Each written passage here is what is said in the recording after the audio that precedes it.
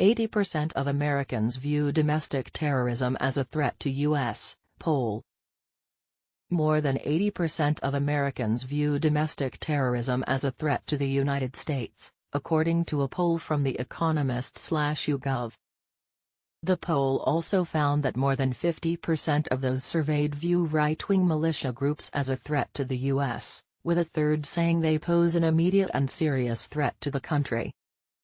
According to the poll, 66% view right-wing militia groups as at least a minor threat. Of that number, 13% view the militia groups as a minor threat, 20% as a somewhat serious threat and 33% as an immediate and serious threat, according to The Hill. The poll surveyed 1,500 people in mid-January. The poll was taken following the first anniversary of the January 6, 2021 insurrection, when Trump supporters occupied the U.S. Capitol while lawmakers were in the process of reviewing the certification of state electors which indicated Biden's victory. Some Trump supporters had hoped that this process could have resulted in some of the electors being disqualified, thus overturning the outcome of the presidential election. Members of known right-wing extremist groups including the Oath Keepers, the Proud Boys and the Three Percenters have been charged in connection with the attack. It is claimed by some that the demonstrators were infiltrated and incited by provocateurs from U.S. intelligence agencies, who orchestrated the false flag operation in order to get rid of Trump.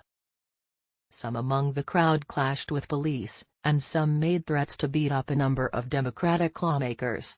Some also inflicted damage on parts of the Capitol building. Trump has been casting doubt on the outcome of his loss by insisting it was the result of fraud. He has said that the 2020 presidential election was the greatest election hoax in history. Speaking on January 6, 2022, at the U.S. Capitol on the anniversary of the brief January 6 occupation of that building, U.S. President Joe Biden accused Trump of posing a continuing threat to democracy. The Democratic president accused Trump of creating a web of lies to pursue power over principle. Biden also declared Trump a defeated former president. No SALT, no deal, Democrats vow to block Biden's Build Back Better bill without tax break. Several U.S. House Democrats have threatened to block Build Back Better legislation unless it includes the expansion of a federal deduction for taxes paid to states and local entities. They promised to block President Joe Biden's renewed push for his spending bill if the broken-up package drops relief for the $10,000 limit on the federal deduction for state and local taxes, known as SALT. The SALT deduction, which has been part of the U.S. income tax code from its inception over a century ago, was limited to $10,000 in a 2017 Republican tax law. Lawmakers have been seeking to expand the deduction in higher tax states such as California, New Jersey, and New York, particularly in suburbs where Democrats want to retain control in November 8 elections.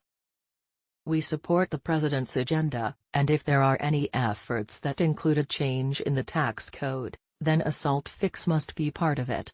No SALT, no deal, members Tom Suozzi of New York and Mikey Sherrill and Josh Gottheimer, both of New Jersey, said in a joint statement. Asked about the House lawmakers' demand, a Biden White House official said we are in touch with a wide range of lawmakers regarding the president's economic growth plan for the middle class, and weighed in about SALT late last year, but we won't negotiate in public.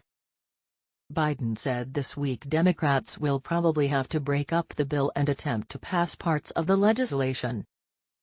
I'm confident we can get pieces, big chunks of the Build Back Better law signed into law, he said at a news conference on Wednesday.